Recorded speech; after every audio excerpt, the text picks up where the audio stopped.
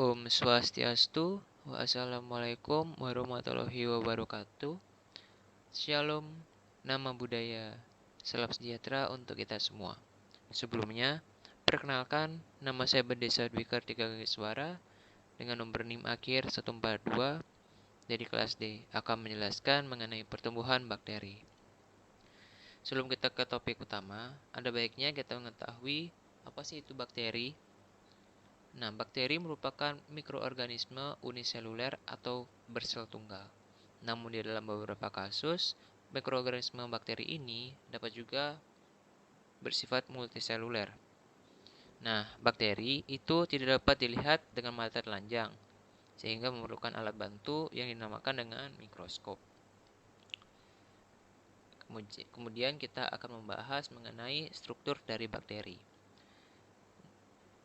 Struktur dari bakteri itu terdiri yang pertama dari dinding sel, yang kedua ada flagella, yang ketiga itu adalah villi, yang keempat ada membran, yang kelima itu memiliki inti, dan terkadang di dalam beberapa bakteri itu terdapat kapsul. Namun ada juga bakteri yang tidak memiliki kapsul. Nah, ada 3 bentuk dari bakteri. Yang pertama itu adalah kokus, yang kedua ada basil, yang ketiga ada spiral. Dalam gambar yang dapat kita lihat bersama di layar, itu gambar yang di atas yang besar itu adalah gambar bakteri dan merupakan ilustrasinya. Kemudian ada di bawahnya yang berlatar putih itu merupakan bentuk dari bakteri. Ada yang pertama ada kokus di sebelah kiri, yang di tengah adalah basil, yang kedua yang di kanan adalah spiral. Nah, selanjutnya kita akan membahas mengenai peranan dan fungsi dari bakteri. Fungsi berperan cukup penting dalam pembusukan dari makanan atau apapun organik dan anorganik. Nah, bakteri juga berperan dalam pembuatan makanan seperti yogurt, makanan dan minuman seperti yogurt. Kemudian bakteri berperan di dalam siklus nitrogen. Bakteri itu berperan untuk membantu penyuburan tanah. Kemudian bakteri juga sebagai bahan penelitian, dan bakteri berperan sebagai bahan antibiotik. Nah, selanjutnya adalah pertumbuhan dari bakteri. Pertumbuhan bakteri dapat dibedakan berdasarkan jenis dari bakteri tersebut. Nah, bakteri itu ada 2 jenis, ada bakteri uniseluler dan bakteri multiseluler.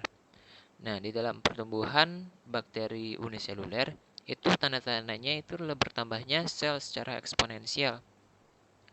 Maksudnya di sini adalah dari pembelahan 2 ke 4 ke 8 dan seterusnya, dengan bentuk dan sifat fisiologis yang sama.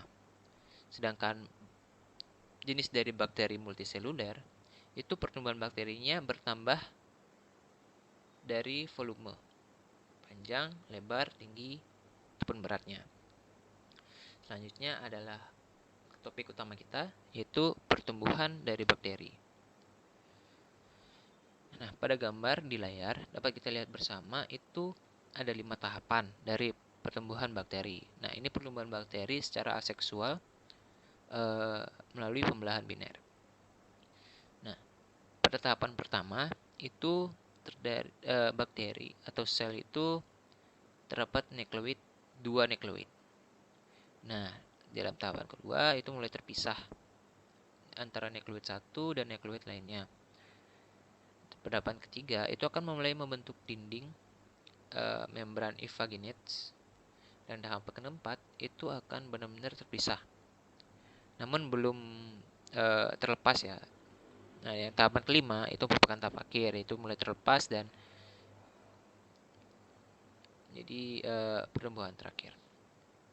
Nah, selanjutnya adalah faktor-faktor penumbuhan bakteri. Nah, bakteri tumbuh pasti ada faktor-faktor tertentu yang dapat menyebabkan bakteri bertumbuh kan.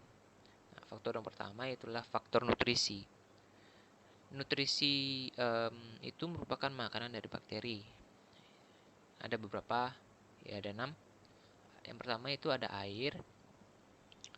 Air ini berperan atau dibutuhkan oleh bakteri untuk pertumbuhan dan perkembangan, juga dibutuhkan untuk transport nutrisi, kemudian membantu menyusun sel yang terdapat di dalam bakteri ya. Kemudian bahan yang kedua itu adalah garam anorganik. Garam anorganik ini membantu bakteri dalam aktivator reaksi enzim, juga membantu memelihara keseimbangan antara asam dan basa. Juga membantu untuk mengatur tekanan osmotik di dalam sel. Selanjutnya ada mineral. Mineral ini bisa berbentuk belerang, fosfor fosfat, ada magnesium, besi, dan sebagainya. Nah, sumber nitrogen juga dibutuhkan, di mana 10% berat kering dari sel kuman. Sel karbon itu dibutuhkan juga untuk pertumbuhan bakteri berupa karbon dioksida. Dan yang terakhir adalah faktor pertumbuhan. Selanjutnya ada faktor kedua adalah faktor eksternal. Faktor eksternal ini yang pertama ada oksigen, yang kedua ada suhu, ada pH, kemudian terakhir ada tekanan osmotik atau tekanan osmosis ya sama. Nah, dalam oksigen ini kita akan membahas oksigen terlebih dahulu, di mana dalam oksigen ini dapat dibagi menjadi 5 kuman ya. Ada kuman anaerob obligat, ada kuman anaerob aerotoleran, kemudian ada kuman anaerob fakultatif, kuman anaerob obligat, dan kuman mikroaerofilik. Nah, kemudian ada suhu dibagi menjadi beberapa jenis ya. Ada kuman dari golongan sikrofilik itu optimal pada suhu 10-20 derajat Celcius. Kemudian ada golongan mesofilik itu akan optimum pada suhu 25-40 derajat Celcius. Dan yang terakhir ada termofilik yang akan optimum pada suhu 55-65 derajat Celcius. Kemudian ada yang ketiga ada pH. pH optimal itu untuk pertumbuhan bakteri ada dari 7,2 sampai 7,6. Yang terakhir adalah tekanan osmotik. Ini juga cukup berperan penting dalam pertumbuhan bakteri ya. Nah, selanjutnya ada fase-fase dari pertumbuhan bakteri. Nah, pada gambar ini tidak terlihat ada 4 fase. Sebenarnya di sini fase yang pertama itu namanya fase lag. Yang kedua ada fase eksponensial. Yang ketiga ada fase stasioner. Yang keempat ada dead fase. Nah, fase lag ini di dalam gambar di layar itu ditunjukkan dengan fase adaptasi, di mana di fase lag ini terjadi adaptasi dari bakteri, adaptasi yang terhadap lingkungan atau apapun yang ada di sekitarnya. Kemudian di antara fase lag dan juga fase eksponensial terdapat fase pertumbuhan awal yang akan menuju ke fase eksponensial di mana terjadi pertumbuhan bakteri dengan pesat. Disebut juga dengan fase logaritmik.